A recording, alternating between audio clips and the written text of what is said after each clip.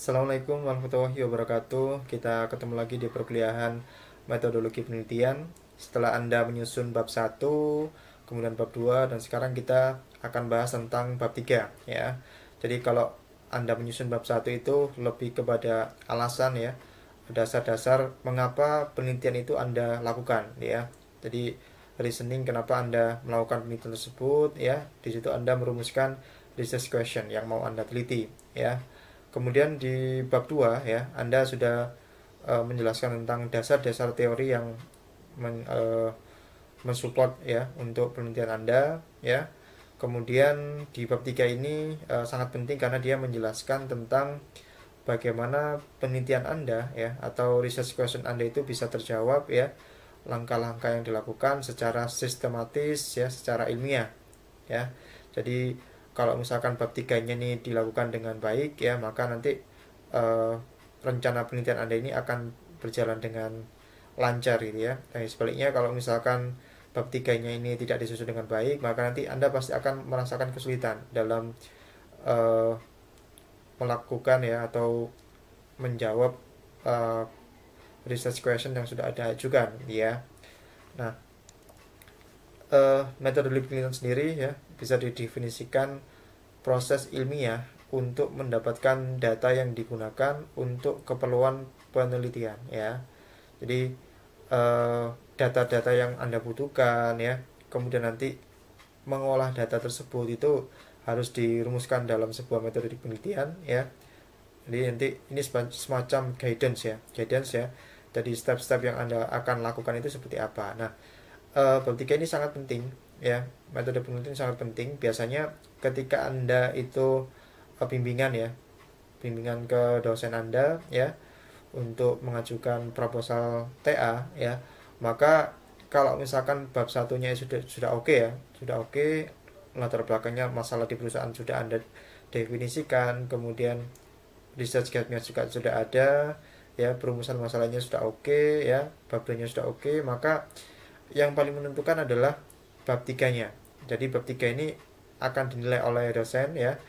Dosen akan menilai apakah penelitian itu uh, secara objektif ya itu bisa diselesaikan ya, bisa dilakukan apa tidak ya, dengan melihat bab 3-nya. Jadi kalau misalkan bab 3-nya itu kurang meyakinkan, maka dosen akan ragu ya, akan ragu kalau Anda itu bisa menyelesaikan rencana penelitian Anda. Jadi kadang-kadang proposal itu ditolak karena bab 3-nya tidak visible ya. Jadi Anda menjanjikan mulu-mulu akan meneliti apa, permasalahan yang akan Anda selesaikan itu apa ya, yang Anda harus jawab itu apa, tapi ketika bab 3-nya itu tidak dituliskan dengan baik, maka dosen akan menjadi ragu ya, ragu bahwa Anda bisa menyelesaikan apa yang Anda rencanakan ya, karena secara perencanaan Anda tidak menjelaskan itu dengan jelas ya. Maka bab 3 ini sangat penting ya.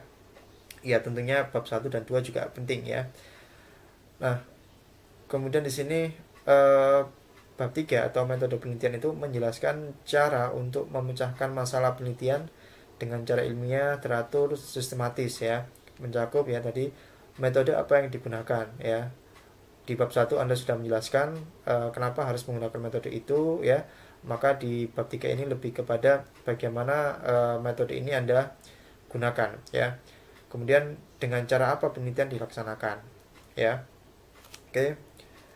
Nah, tujuannya sendiri adalah pertama mempermudah pekerjaan penelitian ya. Tentunya ini semacam guidance ya. Jadi kalau bab 3-nya sudah bagus, maka nanti ketika Anda mengerjakan bab 4 ya, proposal Anda sudah disetujui ya, kemudian Anda mulai melaksanakan ya, maka Anda tinggal mengikuti saja ya, mengikuti bab 3 yang sudah Anda tuliskan ya, maka akan lebih mudah ya, terarah ya. Itulah gunanya bab 3. Kemudian memperoleh data yang objektif dan valid ya. Jadi ini sebagai garis juga untuk panduan Anda nanti memperoleh data yang objektif dan valid ya. Kalau misalkan bab 3-nya tidak baik, maka nanti Anda akan bingung ya. Ketika memulai penelitian, data apa yang Anda butuhkan, bagaimana cara mendapatkannya ya, kemudian cara mengolahnya bagaimana ya. Dan secara umum ya,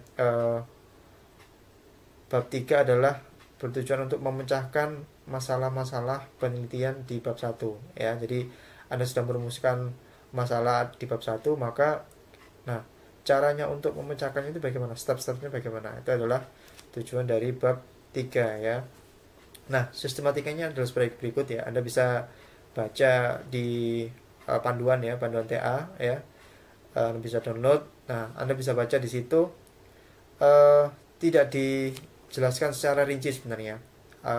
Misalkan 3.1 itu harus berisi tentang apa ya, kemudian 3.2 berisi tentang apa, tidak dijelaskan secara umum ya, tapi ini bisa Anda acu ya. Jadi ini adalah hal-hal yang harus Anda tuliskan di bab 3 ya. Yang pertama adalah pengumpulan data ya. Jadi pengumpulan data ini penting karena sebagai inputan ya. Maka di sini berisi tentang data primer atau sekunder yang dibutuhkan ya, dan cara mendapatkannya. Nah, ini penting ya. Anda harus tahu apa bedanya data primer dan data sekunder ya. Data primer adalah data yang Anda ambil langsung ya, langsung di tempat itu ya, Anda dapatkan secara langsung ya. Sedangkan data sekunder adalah data yang sudah diolah, Anda tinggal mengambil ya. Misalkan data primer itu misalkan Anda melakukan pengukuran secara langsung ya, pengukuran suhu ya, ISPB misalkan, atau kebisingan di tempat kerja secara langsung. Anda menggunakan alat ya, misalkan sonometer ya, Anda ukur, Anda catat, nah maka itu adalah data primer ya. Begitu juga dengan Anda misalkan menyebarkan kuesioner ya, nah maka itu juga termasuk data primer. Tapi ketika Anda meminta perusahaan untuk Anda minta misalkan data tentang peta proses misalkan ya, PNID ya, SOP ya, itu kan sudah diolah oleh perusahaan, maka itu adalah data sekunder ya. Nah, kemudian bagaimana caranya data itu Anda dapatkan? Apakah melalui wawancara ataukah yang lainnya ya. Nah, kemudian yang berikutnya adalah pengolahan dan analisis data. Ya, ini penting ya. Jadi setelah Anda dapatkan data, maka Anda harus jelaskan bagaimana cara mengolahnya ya. Metode apa yang Anda butuhkan. Jadi di sini berisi metode yang digunakan ya. Metode apa ya? Misalkan metodenya FMEA ya, atau misalkan kalau ergonomi itu metodenya misalkan Rula atau Reba ya. Misalkan kalau misalkan bidang maintenance itu metodenya misalkan Reliability Center Maintenance misalkan ya, LOPA dan seterusnya ya. Dan langkah-langkahnya, nah ini penting ya, langkah-langkahnya. Jadi bagaimana metode itu Anda lakukan ya, dan sebaiknya itu dijelaskan juga tentang data yang dibutuhkan serta outputnya. Jadi misalkan Anda meneliti tentang Reliability Center Maintenance ya, maka misalkan data yang dibutuhkan itu adalah data kegagalan ya, data kegagalan. Maka inputnya adalah data kegagalan, kemudian step-stepnya itu misalkan Anda menentukan failure mode-nya ya, kemudian mengidentifikasi cause-nya, sampai nanti menghitung probability-nya ya, MTTF, MTPF, kemudian probability failure rate-nya, kemudian probability-nya ya, sampai nanti output-nya apa ya. Misalkan output-nya adalah frekuensi maintenance ya. Jadi berapa frekuensi maintenance yang ideal berdasarkan perhitungan RCM misalkan. Jadi ada input ya, kemudian ada langkah-langkahnya ya sebagai proses. Nah, kemudian outputnya apa, gitu ya. Jadi sistematis seperti itu. Nah, penjelasan-penjelasan tersebut ya bisa Anda simpulkan dalam sebuah diagram alir ya, atau flowchart ya, di bagian akhir bab 3 ya. Nah, ini penting karena bisa menggambarkan keseluruhan tahapan ya. Nah, terakhir adalah Anda harus menuliskan jadwal ya, atau timeline pelaksanaan ya, karena penguji tentunya ingin yakin bahwa Anda bisa melakukan ini tepat waktu ya. Jadi harapannya tugas akhir ini bisa selesai dalam waktu 4-5 bulan gitu ya. Jadi kalau misalkan dilihat penelitian Anda itu terlalu muluk-muluk misalkan ya, tidak mungkin dilakukan dalam waktu 4-5 bulan, maka ya penguji biasanya akan tidak menyetujui ya. Jadi harusnya Anda mendesain itu selesai dalam waktu 4-5 bulan ya. Nah, maka nanti Anda akan buat jadwal pelaksanaan berupa ini ya, timeline ya. Oke. Nah, itu tadi sekilas tentang bab 3 ya. Ada kalanya permasalahan yang Anda rumuskan itu harus didekati dengan statistik ya. Misalkan tentang behavior safety ya, misalkan beberapa topik tentang hygiene itu juga menggunakan statistik ya untuk menyelesaikan rumusan permasalahan ya, menjawab rumusan permasalahan ya. Nah, mungkin Anda sekarang mempunyai rencana ya, saya tidak akan menggunakan statistik gitu ya, saya tidak akan mengarah ke bidang behavior safety tentang hygiene, tidak akan gitu ya. Mungkin Anda bisa bilang seperti itu sekarang gitu ya, tapi ketika nanti Anda OJT ya, rencana yang Anda dapatkan itu tidak sesuai ya, artinya ya Anda bisa merencanakan mau meneliti apa ya, Anda bisa merencanakan tentang mau meneliti tentang identifikasi bahaya, analisis kecelakaan ya, tentang hygiene ya, tentang misalkan kelistrikan ya, bebas itu ya. Tapi ingat ya bahwa idealnya tugas akhir itu berdasarkan masalah yang ada di perusahaan. Jadi Anda tidak bisa memaksakan ya, kalau misalkan di perusahaan itu memang tidak ada permasalahan yang Anda harapkan ya, dalam tanda kutip ya, maka ya mau tidak mau, suka tidak suka ya Anda harus mengambil topik-topik yang visible ya, yang memungkinkan ya. Salah satu yang paling sering adalah ya behavior based safety, karena setiap perusahaan itu selalu ya ada permasalahan saja tentang perilaku pekerjanya, dan itu sangat mudah ya didekati dengan statistik ya. Uji pengaruh, uji hubungan, uji beda itu pasti ada ya, pasti ada celahnya di perusahaan. Jadi saya rasa Anda perlu ya untuk belajar statistik ya. Nah, di materi ini saya akan coba menjelaskan sedikit tentang penggunaan statistik ya, secara umum saja ya. Setidaknya Anda bisa gunakan ini untuk acuan ya, untuk menjadi dasar ya, untuk step-step dasarnya itu yang harus Anda lakukan apa ya, sehingga nanti ketika memang Anda akhirnya menggunakan statistik ya, Anda bisa belajar lebih dan bisa menggunakan materi ini sebagai landasan untuk Anda belajar lebih lanjut ya. Nah, yang harus Anda perhatikan pertama adalah penentuan variabel ya. Nah, ini penting ya, penentuan variabel, karena menentukan apa yang mau Anda teliti. Nah, di sini penentuan variabel itu tidak bisa serta-merta Anda tentukan sendiri ya. Misalkan Anda ingin meneliti tentang pengaruh iklim kerja terhadap stres kerja misalkan ya, selalu harus ada referensinya. Jadi harus ada referensi ya, baik itu buku ataupun jurnal gitu ya, yang ilmiah ya, yang menjelaskan tentang memang secara teori memang iklim kerja itu memang mempengaruhi stres kerja misalkan, baru Anda boleh mengambil variabel ini. Tapi kalau misalkan tidak ada landasan teori sebelumnya, maka Anda tidak boleh ya serta-merta langsung melakukan uji seperti ini ya. Oke, jadi Anda harus ada referensinya. Kemudian instrumen pengukurannya ya, Anda harus tahu ya, variabel itu bisa diukur dengan apa. Maksudnya begini, misalkan variabel iklim kerja ya, iklim kerja, safety climate ya. Safety climate itu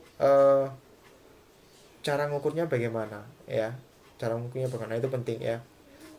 Kalau yang teknis ya, misalkan kebisingan ya, Anda dengan mudahnya Anda bisa instrumennya adalah sound level meter gitu ya. Nah, tapi ketika Anda meneliti tentang variabel yang sifatnya adalah perilaku ya, perilaku pekerja ya, maka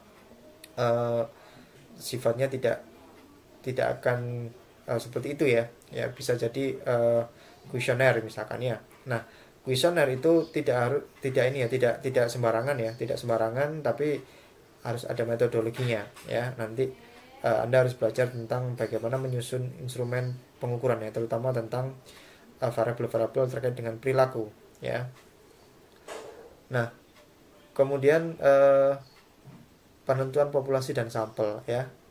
Ya tentunya Anda sudah paham ya apa itu populasi dan sampel. Populasi adalah keseluruhan ya, keseluruhan objek, kemudian sampel adalah bagian kecil dari populasi ya.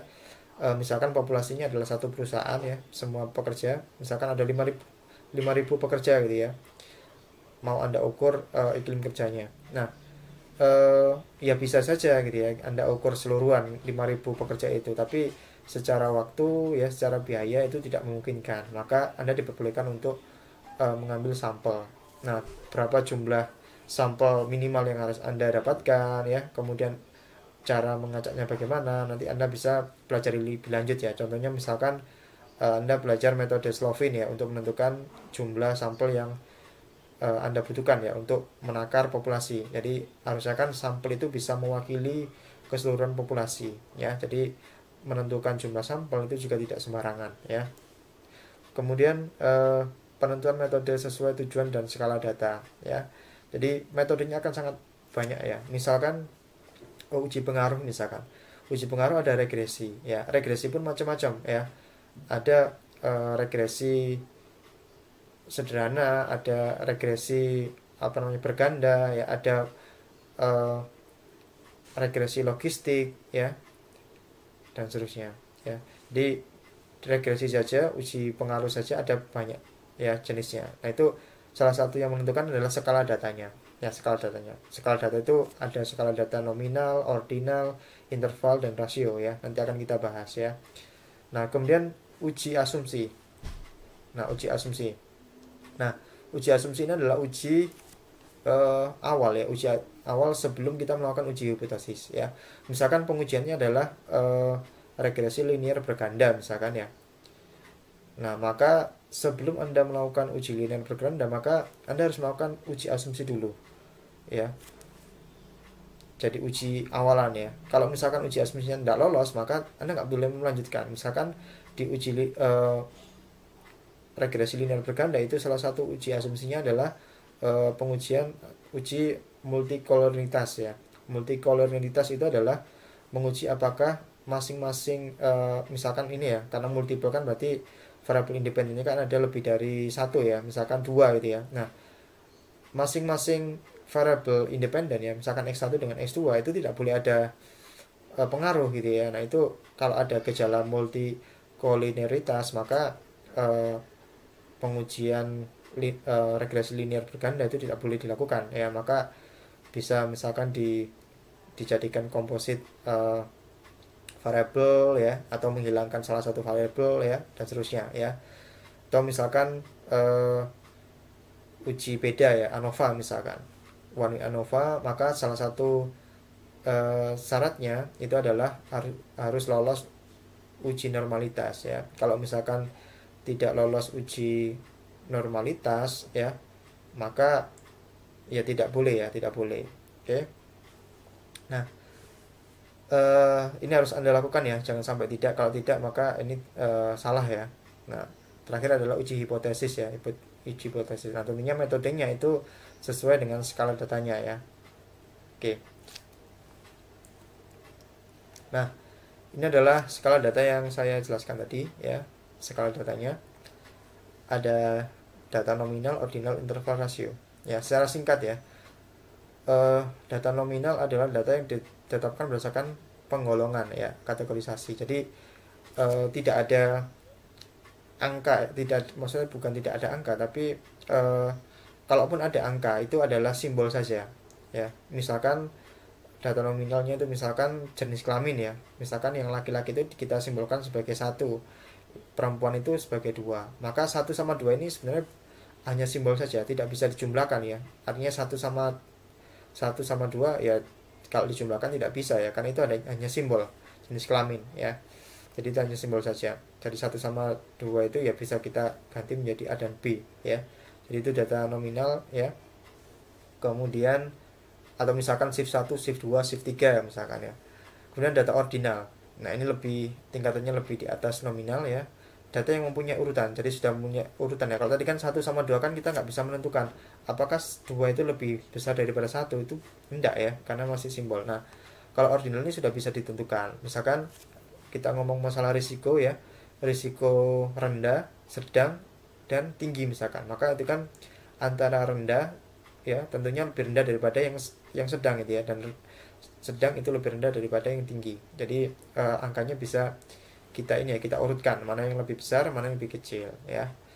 Ya meskipun jarak antara satu skala dengan skala yang lain itu tidak sama. Misalkan antara 1 ke 2 dengan 2 ke 3 itu tidak sama ya. Termasuk kuesioner skala Likert ya. Skala Likert itu misalkan yang sangat setuju ya, setuju, netral, tidak setuju, sangat tidak setuju. Jadi kan angkanya kan nanti 1, 2, 3, 4, 5 ya. Itu termasuk. Selanjutnya adalah interval ya. skala interval ya. Interval ini lebih tinggi lagi daripada ordinal ya, karena jarak antara satu angka dengan angka yang lain itu sama, dan biasanya bisa diukur menggunakan ini satuan atau unit yang sama ya. Tapi dia tidak mempunyai nilai nol mutlak ya, beda dengan rasio. Nah, yang dimaksud dengan nol mutlak itu maksudnya begini. Misalkan kita melakukan pengukuran ini ya, kecerdasan ya atau kepintaran dari mahasiswa misalkan ya. Kita tes menggunakan soal gitu ya. Kan nilainya kan nanti mulai dari 0 sampai 100 ya. Kalau benar semua 100 misalkan. Kalau salah semua 0 misalkan. Nah,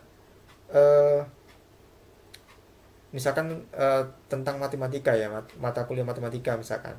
Nah, kalau misalkan ada mahasiswa yang nilainya 0 ya, itu kan belum tentu tidak bisa kita simpulkan bahwa mahasiswa tersebut pengetahuan tentang matematikanya itu 0 ya. Tidak bisa seperti itu ya. Iya, tidak bisa seperti itu. Nah, itu namanya bukan nol mutlak. Jadi meskipun antara nilai 0, 10, 20 bisa kita urutkan, bisa kita rata-rata ya, tapi angka 0 itu bukan berarti tidak pintar sama sekali ya. Nah, berbeda dengan interval, ada skala rasio, dia mempunyai nilai 0 mutlak ya. Jadi ketika 0 ya berarti 0 beneran gitu ya. Misalkan kita melakukan pengukuran kebisingan ya, 0 desibel ya. Ya memang tidak ada suaranya gitu ya, 0 desibel ya, maka itu adalah nilai 0 mutlak. Itu adalah skala data. Nah, ini yang saya sebut tadi sebagai penentuan metode ya. Penentuan metode penentuan metode statistik ya, sesuai dengan skala datanya ya. Jadi syarat pertama ya, Anda harus paham ya apa itu data interval, rasio, nominal dan seterusnya ya. Misalkan kondisi pertama ini ya, ini ada variabel terikat, ada variabel bebas ya, dependent, variabel bebas itu independent ya. Misalkan variabel terikatnya adalah 1 ya, 1, kemudian variabel bebasnya adalah 1 ya, dua-duanya interval ya. Maka kalau misalkan kita mau melakukan uji hubungan antar variabel ya, antara variabel terikat dengan variabel bebas ya, maka tekniknya itu korelasi sederhana. Kalau misalkan uji ini harusnya pengaruh ya, bentuk hubungan atau uji pengaruh ya, maka regresi sederhana karena sama-sama 1 ya variabelnya. Kemudian kalau prediksi ya, maka regresi sederhana. Sumbangan prediktor, analisis kebersamaan ya. Itu kalau misalkan kondisi pertama seperti ini. Nah, kondisi yang lain misalkan variabel terikatnya ya, variabel dependentnya 1 ya, y-nya 1, x-nya variabel bebasnya itu lebih dari 1, bisa 2, 3 ya. Maka regresinya menjadi ganda, korelasinya menjadi ganda ya. Gitu ya. Nah, di sini kita lihat kalau misalkan ini ya, di sini variabel bebasnya itu nominal ya, tidak interval ya, maka uji regresi tidak bisa dilakukan ya. Kalaupun bisa ya nanti dimodifikasi regresinya, regresi logistik gitu ya, dan seterusnya. Itu kondisi-kondisi yang lain seperti ini ya, Anda bisa baca sendiri. Ini kondisi kelima ya, kalau ini variabel terikatnya lebih dari 1, variabel bebasnya lebih dari 1, interval ordinal, maka seperti ini ya tekniknya. Nah, ada tabel seperti ini ya. Ini adalah sebuah panduan ya. Nanti Anda bisa cari ini panduan, misalkan Anda ingin menentukan metodenya apa ya. Tentunya berdasarkan skalanya, apakah nominal, ordinal ya, ataukah interval dan rasio ya.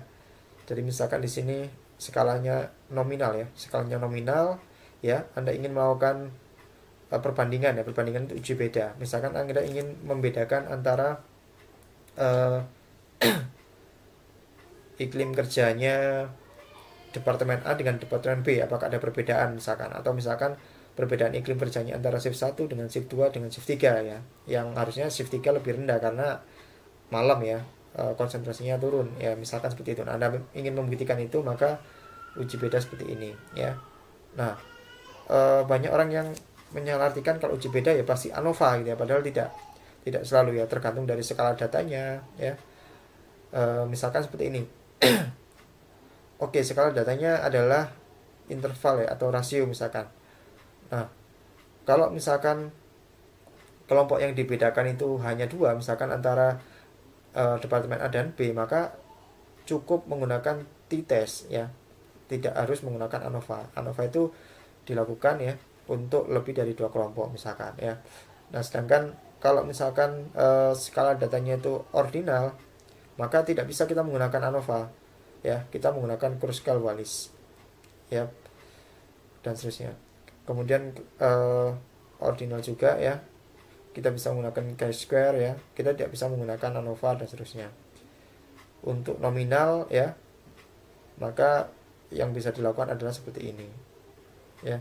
Kalau misalkan korelatif, maka kalau interval atau rasio menggunakan Pearson, kalau ordinal maka Spearman ya, dan seterusnya ya. Jadi Anda harus memahami masing-masing skala datanya apa, kemudian teknik yang cocok itu apa ya, karena tidak boleh Anda salah dalam memilih teknik ya. Nah, semua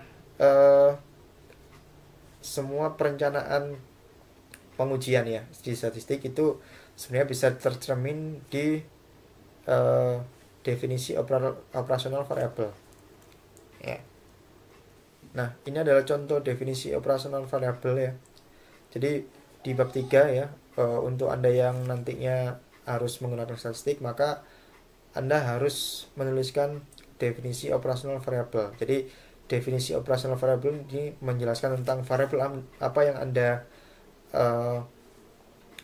pilih ya, variabel Anda yang Anda mau teliti, kemudian variabel ini indikatornya apa ya, kemudian definisi masing-masing indikator itu apa ya, kemudian instrumennya apa ya, dan skala datanya apa. Nanti tentunya Anda harus melampirkan, misalkan instrumennya adalah kuesioner, maka di lampiran Anda harus menampilkan kuesionernya bagaimana ya, skala datanya apa termasuk. Misalkan seperti ini ya. Misalkan variabel independennya adalah metode safety training ya, X ya.